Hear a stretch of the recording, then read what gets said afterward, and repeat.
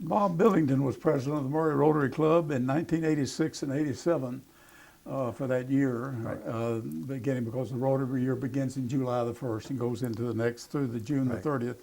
That was 21 years ago, Bob. I don't know Yes. what your recollections are of that year, but we'd just like to have you share with us whatever you'd like to about your year as president, some highlights or things that you recall that you would like to mention for our archives. Okay, Ron, of course, it's kind of tough to go back 21 years and remember things that happened. But at that particular time, we were holding our club meetings at what used to be the old Seven Seas restaurant, which is now J. Edwards. And when I started my year, July 1st, not long after that, a Rotarian at that time, M.C. Garrett. I don't know whether you ever knew M.C. Garrett or not, but he was a fantastic individual, worked at the university. He came up to me and he said, "Bob, would you like to have the governor for a program during your administration?" I said, "I sure would." MC was had a personal acquaintance with Martha Lane Collins, who was governor of Kentucky at that time. And I can't remember exactly when, but in the first 3 to 4 months of my club presidency, we had the governor of Kentucky as one of our speakers at our regular Thursday meeting. And that was kind of a highlight. But of course, during that year, we had our projects. We had the Christmas parade. We had the ham breakfast. We had we had started the Max Hurt golf tournament a couple of years prior there too. And I don't know whether we had started the telethon or not. But those were some of the projects that we had. And there's two things that stand out for me. Before I took over, Vernon Gant and Tracy Harrington. Tracy and Vernon both were at the university, and Tracy was the director of the Faculty Resource Center there. And they had an exchange program with a university in Belize City, Belize. Now, Belize used to be British Honduras. And they asked me if I would consider in my budget a project that they had in mind. And that was this. In Belize, it was my understanding that education is provided up through the 8th grade. And then once a student starts into the freshmen, sophomore, juniors, seniors, they have to test in, more or less. They have to pass tests with certain grades. And then they have to pay tuition. And they wanted to know whether or not we could work with the Belize City Rotary Club, because there were, like I say, they were involved in an exchange program with Murray State. And Murray State were sending teachers down there, and teachers were coming from Belize City to get their masters here at Murray State. And so there was a connection there between Tracy Harrington and his department and Belize City and the Rotary Club. And our club, and I built this into my budget, agreed to fund I believe it was 4 scholarships at $300 apiece. And this would be more or less worked through the Belize City Club. They would pick the students and then provide the funding that we would send to them. And I thought that was definitely an international project, and it's one that I think continued probably for 2 or 3 years after my administration. And I think that it got to where they weren't getting too good of reports from the Belize City Club, and finally it was just taken out of the budget and wasn't continued. And the second project that was probably not one of the greatest of the Murray Club, but the greatest project probably insofar as Rotary International is concerned, is that the Polio Plus project was begun. They started talking about it probably in 1985, and fundraising started in I think 86, 87, and 88.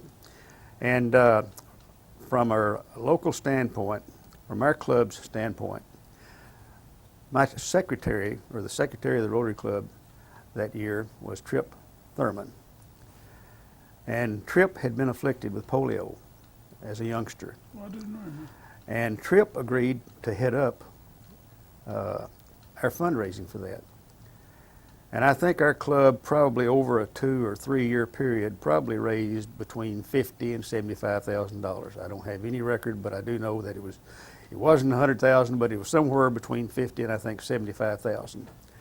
And of course, since 1985, Rotarians worldwide, in time and money, have raised over $633 million in this polio eradication project.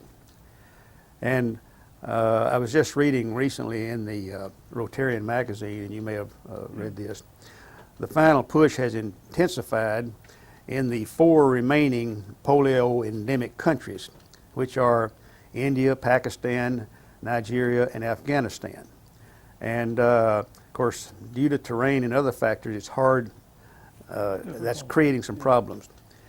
And I read somewhere that there have been 2 billion children under the age of 5 that have been vaccinated for polio. And polio it's 99% eradicated, but there's still that 1% in those 4 countries. And so I felt like that, and of course that wasn't something I planned. It just so happened that RI started this push, and it really got underway in '86, '87, and I felt like our club did a good job on that. And recently, and you've probably read this in a recent Rotarian magazine, Bill Gates Foundation has pledged $100 million to the Rotary Foundation in a matching grant. The Rotary Foundation has to match that with $100 million, and that's $200 million more that's going to be infused in this program, and hopefully that will be enough to get those remaining 4 countries immunized. So those are the things. Now, one other thing, Paul Harris Fellows, our club is probably one of the tops in our district in the number of Paul Harris Fellows. And during my year, I think we had 6 added to the roll of Paul Harris Fellows. I think our club now has about 164. Yeah. And as I recollect, our club membership at the end of my term was somewhere around 130 plus or minus. And I think today our membership is probably somewhere around 134, 135. Of course, you have people that are leaving, people that are passing on, you're adding new ones, and it's hard to get a big increase, but we had, I think, about 130 members when I went out of office in my tenure. I think we've run as high as about 150 at one time, maybe when I was president about 4 years ago, 3 or 4 years ago. But it's around somewhere around 135 right now. I don't know the exact number because it's changing almost every week. Yeah, I think Rotary worldwide has 1,210,000 plus members in about 32,000 different clubs worldwide. It's a large organization. I think it's probably, I think without a doubt, it's the largest international service organization.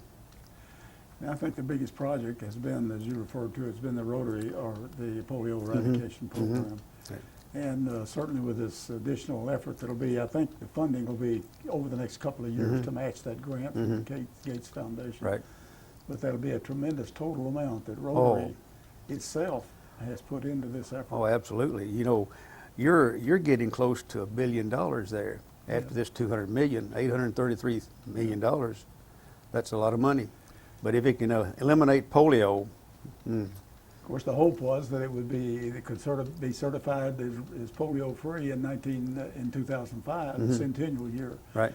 But because I made quite a bit about that the year that I was, particularly when I was at the convention in Chicago, there was an awful lot related to that. Right.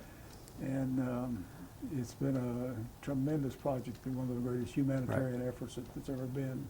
And I can see where, with those 4 countries that remain, India, Afghanistan, Pakistan, with the world situation like it is, that's got to be a hindrance to trying to get this project completed. They were, some reports then, I attended some of the smaller sessions relative to that at the convention, and the committee, there was the Rotary committee that was involved, were quite concerned that initially there was difficulty in Nigeria because of 2 factions in the country who wouldn't allow vaccinations. Right. And that's a shame for a Yeah. couple of years when they first started. And they think that during that period there was some migration of the virus Right. to these other countries in the Far East, Middle Right. East. And it's just a shame that occurred, because Right. they thought that if that had been done on schedule in Nigeria initially with the other countries, they were having the national immunization days, Right. vaccination days, that it could have been probably eliminated. Right. But I can remember growing up, and I'm sure you do too, the fear among parents that were having children, because I had one of my close friends through the years was stricken with polio, and I think in this recent issue, I keep referring to the Rotary, Bill Gates' father made a statement in there after this grant was made of the fear he and his wife had when they had children of having the unfortunate having polio with a child. Yeah. So yeah, they had an iron lung at the convention. It's kind of a symbol relating to polio, and that's now at the headquarters, I think, in Evanston. They moved that there as part of a permanent display or something. right. I don't know where the iron lung, what significance it had as far as any particular person is concerned, but just as a symbol of what had been, that people faced Right. in those early days. Right. Yeah. Anything else that you'd like to share with us? And Well, I it can be can general, not necessarily your year, but just Rotary. And I can remember one other thing during my year. Of course, we were wanting to increase membership, and I remember my dad agreed to serve as membership chairman. And he got a contest up, divided the club into teams, and had a competition between the teams to get increased membership. And I recall that we increased our membership something like probably 10 or 12 members net during that year. But he graciously agreed to serve as that membership chairman for me.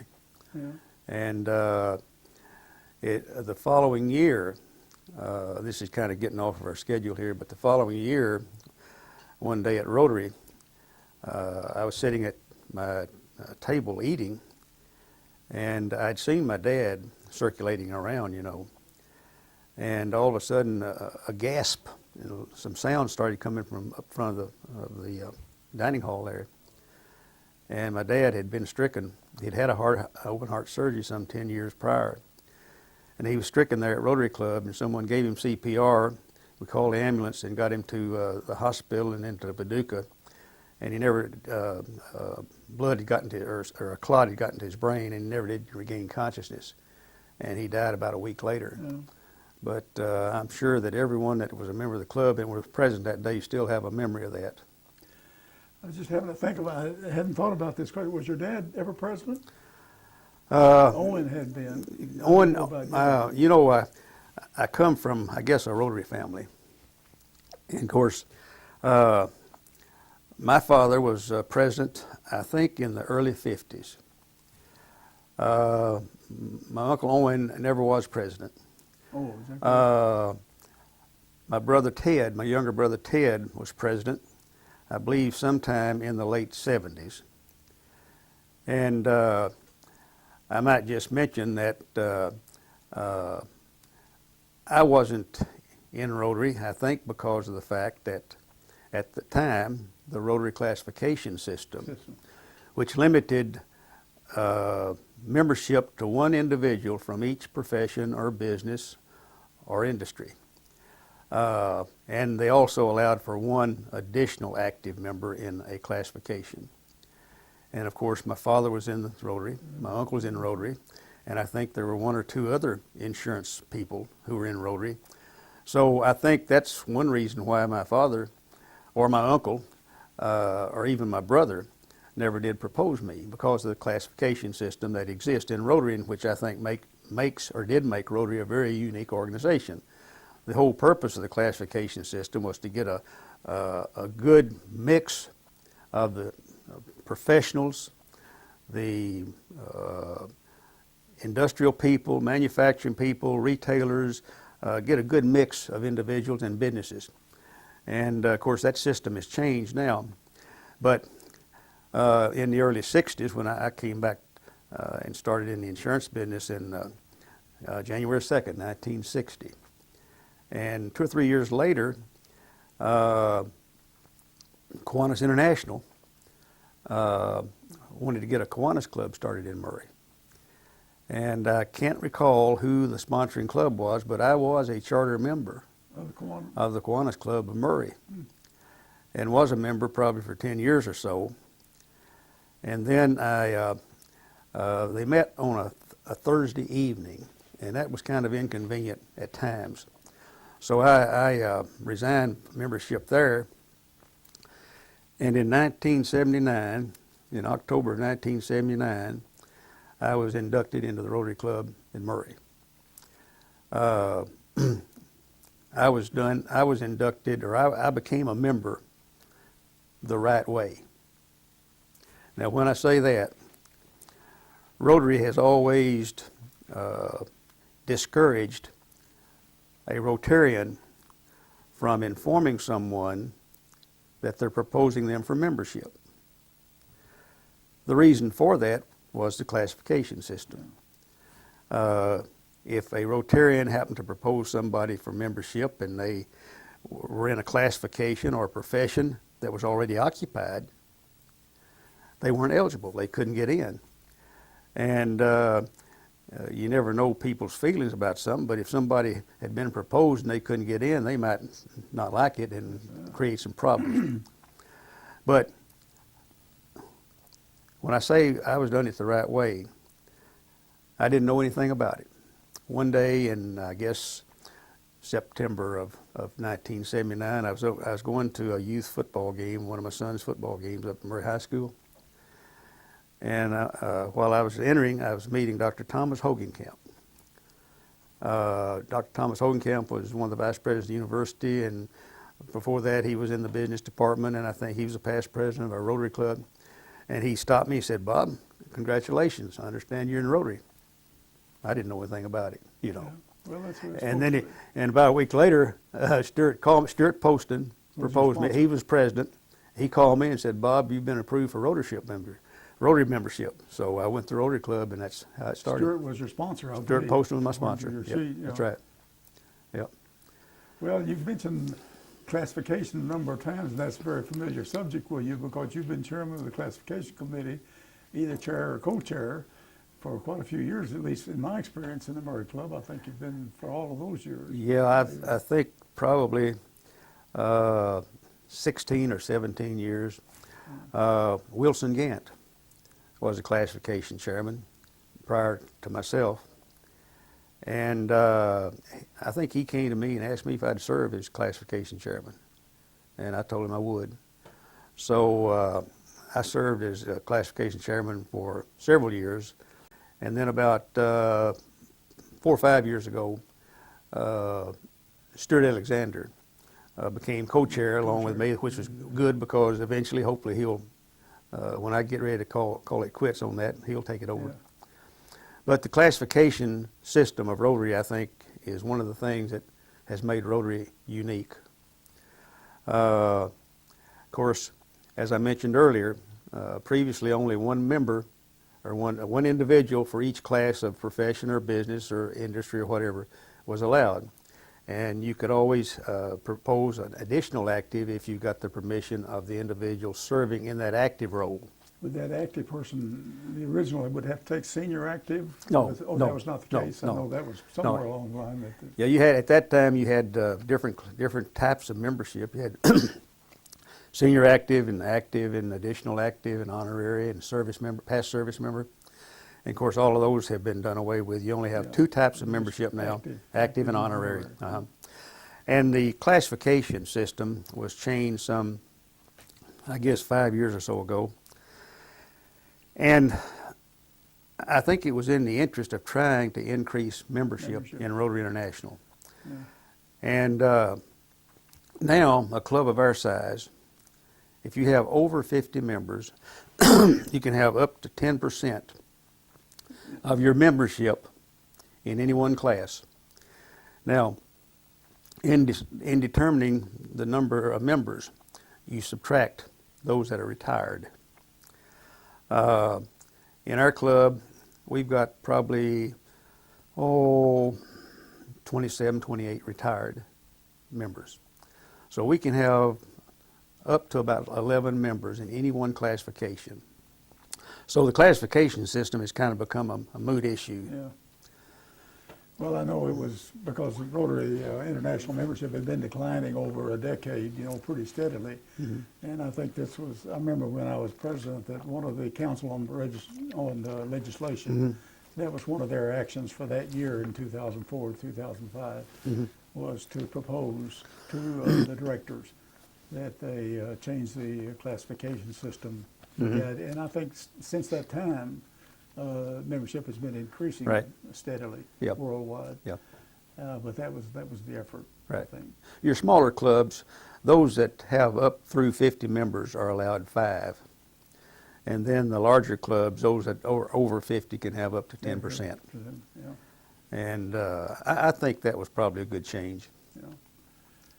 Well, I know it used to get into a matter of a classification, then kind of a sub-classification, like education at the university was a broad field, but then you begin to get subclasses of that, depending on the department or the college Yeah. or whatnot. So, Yeah, when I took over from Wilson, he'd kept a little card file, and I could see the classifications. You might have insurance, and I guess outside of the university, the 3 different professions that have the most members are insurance, banking, and law. And I know Wilson had insurance classified into health and then life and casualty and different classes, and banking the same way, and law, and I'm sure that other clubs did the same thing. Yeah. And I continue to do the same thing. Yeah. But when they changed the numbers and went to 10%, I took all of those individuals that were in banking, insurance, and law, and just all put them under banking, insurance, and law. No subclasses. Yeah. And we were still okay. Well, there's still quite a list. I remember I still had one in my directory. I don't know if it was the last one that you did or not. And I guess you do it every year, is provide a list of open classifications for the benefit of the club members. And it's a 2-page, must be, I was going to say 75 classifications in there. That Yeah. sheet that I've kept in my directory book for some time.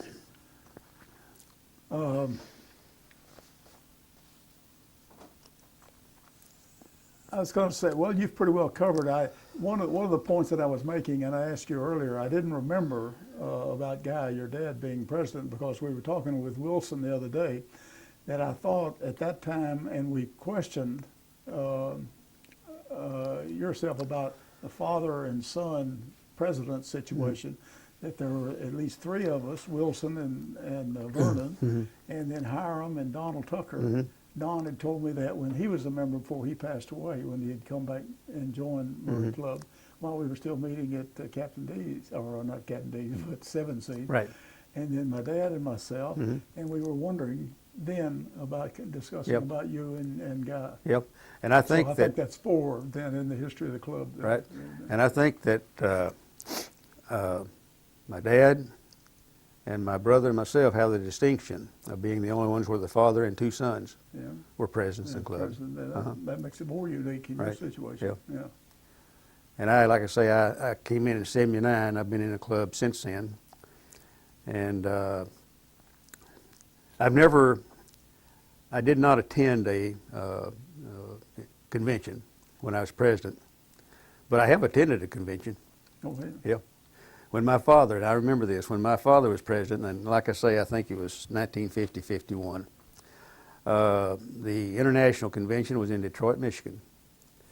And I can remember him carrying a family up to that convention. Oh, And I can remember riding on the bus with all of these people from different countries, going to the big assembly hall where it's being held.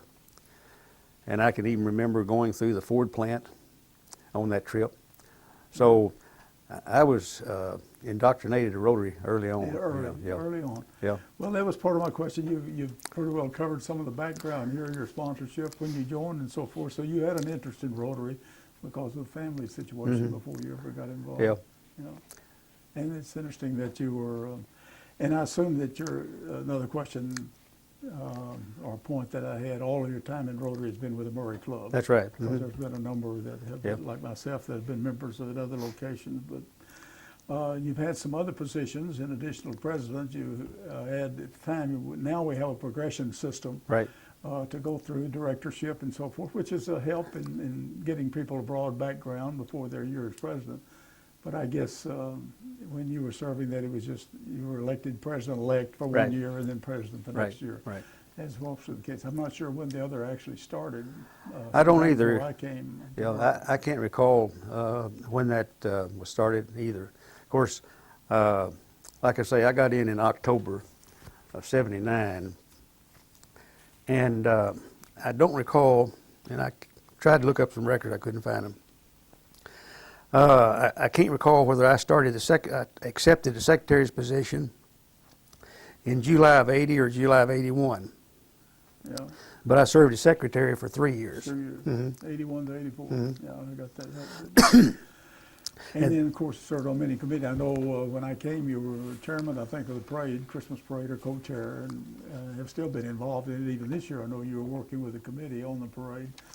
And so now you've also had some district position. You were district secretary. Yes, Wilson Gant served as district governor from 1994 to 94 to 95. No, 84 to 85. 84, Yep. 85. And he asked me if I'd serve as his secretary, and I agreed to. I was wondering, I couldn't, when I was getting some notes together, I wondered if that might have been in Wilson's term. I thought it was about that time that maybe you served while he was governor, district governor. One of 5 that the Murray Club has had, which is quite unusual for a club our size to have district governors from. And of course, as I said, a lot of other, I don't know of any other officer position that you've had other than secretary, president-elect, and president. No other officer positions. I was just trying to think, so far as committees are concerned. Like what we covered earlier, I've served as chairman or co-chairman of the classification committee for some 16, 17 years. And I was co-chairman of the Christmas parade along with Don Jones for some 6 or 7 years. And that's been an enjoyable experience. And let's see, I think I've worked on the Christmas parade probably, I guess I started maybe the year after I was president. Yeah. I got involved in the Christmas parade and enjoy that, and it's one of the ways that Rotary has of giving back to the community. It's not a fundraiser. We've got other fundraisers that we call on the community to support, but the Christmas parade, we spend probably upwards of $2,000 or more on the Christmas parade, but we're giving something back to the community, and I think everybody enjoys it. Yeah. The participants as well as those that work on it. I think I would considered in the budget that we had, maybe every year, that what we supposedly make on the breakfast is pretty much of a washout with what we spend on the parade and the children's for Christmas activities, the theater and the gifts that we provide, I guess through Early Start program or school, early school program. That's been for quite a few years. So, but those are very worthwhile activities. And a big part of that money that we spend on the Christmas parade is for prizes. We have usually 3 divisions, first, second, and third. 150, I think, goes to first, and maybe 100 to second, and 75 to third, something like that. And then we give each of the 2 bands, Murray High and Callaway High, we give them, I think, $75 or $100 a piece. So most of that money, is going to that. And I think when one year when I was co-chairman, Don Jones and I were co-chairmen, we asked the board to consider going up on the prizes. I think they were much less than that, to serve as an incentive to try to get more church groups, more retail groups, more groups, period. And I think it helped. I think this last year's parade had more good floats. I'm glad I wasn't on the selection committee. Yeah. But that's been a real enjoyable experience. working like Christmas parades. And we have been so fortunate. Comes the first Saturday in December, we've never had a washout. We've never had one cancel. Now, we've had some adverse weather, and we've had some days when we thought we might have to cancel, but lo and behold, about 9:30, 9:45, the weather clears off, and we get the parade going. Well, it's a busy half day on that day because of the breakfast and then the parade following that. But it makes a great deal. And then to tie it in with now with Main Street interest and so forth, it's become quite a thing. Right. And the other big projects that we have, of course, Telethon and Soapbox Derby now. Right. And golf tournament. They're tied in since we moved downtown with the Soapbox Derby. It's more related now to Main Street effort and downtown promotion.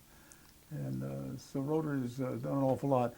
That leads me to some things, thoughts really, I guess, Bob, unless there's anything else if there's anything else you want to share with us. I know you've got a lot of interest. You've mentioned a number of things here, but I wanted to touch on what we've been talking about relates to the motto of Rotary, which is service above self.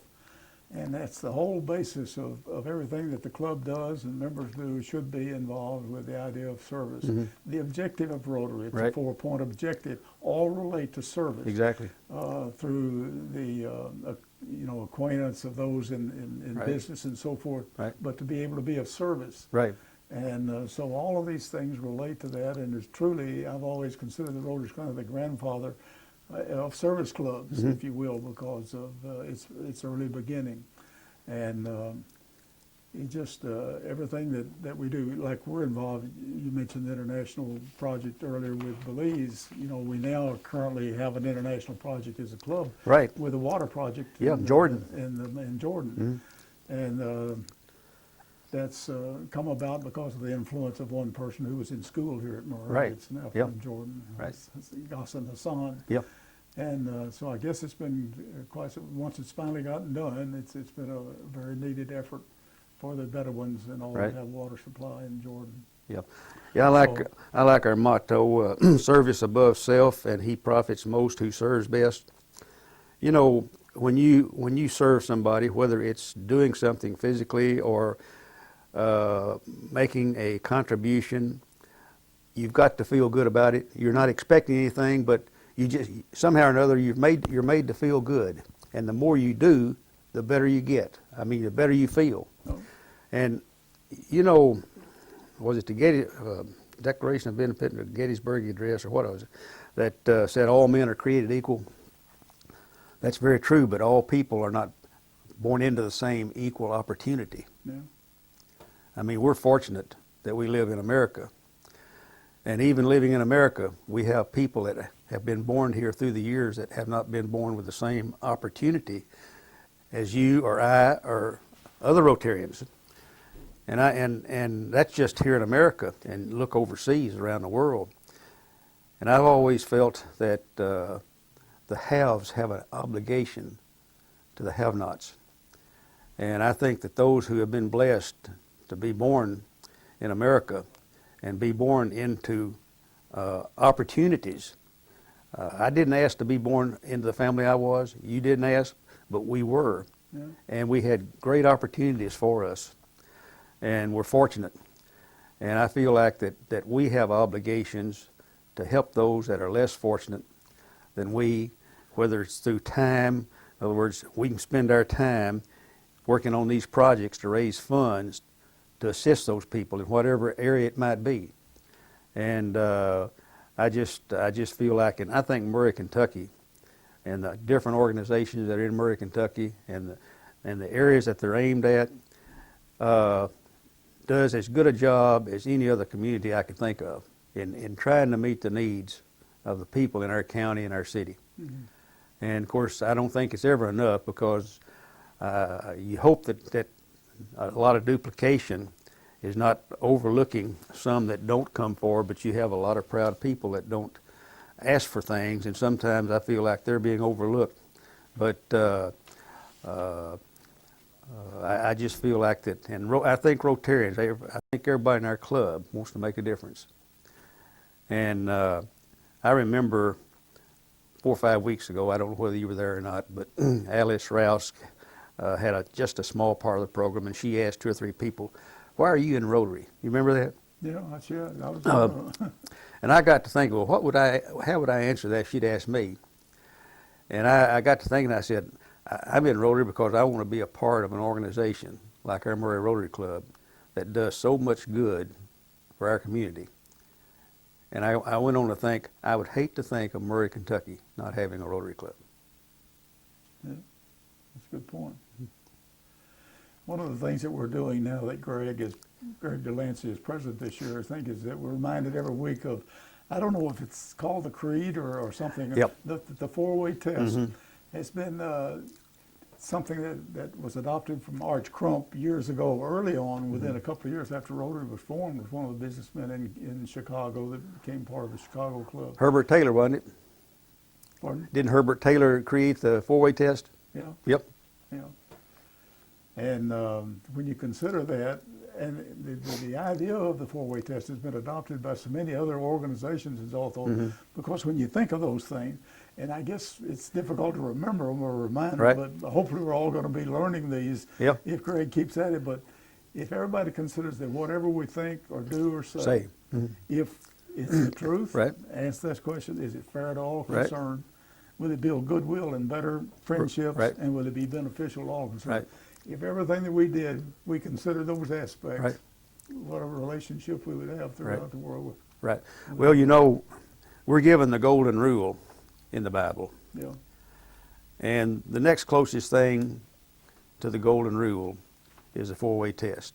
yeah, And in the latest issue of the Rotarian, there was a Rotarian from some town in Georgia that said if every Rotarian would send a card and a copy of the four-way test to his senator or representative in Washington, it might be a different way the country is run yeah. If they took it to heart. if they took it to heart of the things they think, say, and do. Yeah. The country might be run differently. Well, let's wind this up, Bob, unless there's something else that you'd like to share that you could think of. But the last thing that I had is that we might just look to the future and say, what are your thoughts about Rotary or Rotary International, internationally and also the local, our club, about what prospects you think there are or what you would like to see and things that, how you think things are maybe work out and develop with the efforts that Rotary is involved in, either locally or internationally. Well, Rotary's been around since 1905, when Paul Harris founded it in Chicago. Yeah. And I think it'll be around for another 100 years or longer. As long as you have Rotarians of the caliber of Rotarians in this country, other countries, who have an interest in service, there's going to always be a need for people who are service-minded. And so far as our club in Murray, we've gotten in a lot of new members over the last few years. We've lost members due to various reasons. But as long as clubs keep making an effort to recruit and get good professional business people who are service-minded, I think Rotary's outlook is very healthy. Yeah. I sure do. Well, certainly the effort of Rotary International, I think, is through the foundation and the efforts of the foundation. Yep. And now we have a local foundation that Yep. we've organized It's- in our local club for Right. to perhaps benefit more directly some Exactly. activities that we want to be involved Exactly. in. Yeah, we don't want to turn our backs on the Rotary Foundation because of what it's accomplishing worldwide. And of course, the Murray Club, we haven't touched on this, but the Rotary Foundation has got so many areas that it's touching. You know, you got the group study exchange, and you've got the scholarship programs and all. And we've had more kids from our club area, Murray State and so forth, to get scholarship, the ambassador scholarships. But and of course, you know, we have started a Rotaract club at the university. That's going good. Been going on for what, 5 years? Yeah. And there's a, what is it for the high school students? Interact. Interact. Yeah, we want to try. We're an Interact club. Looking into that. It's try to get being one organized between yep. the two high. Yep. Well, not only the two high schools, also East. Right.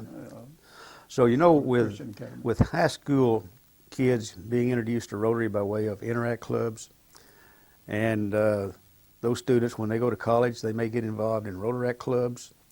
And then some of those students in Rotary clubs, when they get out in business life, will want to get into Rotary. I think that's a good perpetuation, for Rotary Yeah. and Rotary International. Yeah. Well, this has been a project of the Archives Committee. I Right. don't know if it was Greg's or somewhere working out the programs for this Right. year, but I think it's been a very worthwhile because I think there's 22 past presidents of the club that are active members. And to do this interview, to get their perspective and some recollections about their year of service, Right. gives some of the history of the 84-year history of our club Right. since it was chartered Yeah. in 1924. 1924. Yeah. And so at least it'll be 22 years that we'll have some record of, and it's Yeah. probably been nice if we could have had something like this with all, I guess, 84 presidents. Yeah. I don't know of anybody that's served more than 1 year. I guess they can, but I don't know in our club that has happened. I don't know that it has, Ron, but But anyway, we think it's very worthwhile. This will be part of the archives. Hopefully that people in the future will make some use of it Yeah. if they're interested in what happened over. Most of the occurrences in the 1980s, 90s, and the 2000s, but we had two that go back into the 1960s. mhm. And so it'll be a pretty good, by the time we finish this, be a pretty Right. good background. Well, I think it's a good undertaking. I hope it's utilized as years go by. It wouldn't be a bad idea for a regular club program to have maybe 2 or 3 interviews, shown on a screen at club programs. Well, we haven't talked about that. Specifically, what we'd do with it, it might get a little bit repetitious if we did it too often. Yeah, exactly. Because we're following the same format, Right. but at least I could extract certain information just on that year, just Yeah. have those comments. So it could be very worthwhile. Yeah, it'd be interesting if, of course, with technology and all, it didn't exist back 40 and 50 and 60 years ago.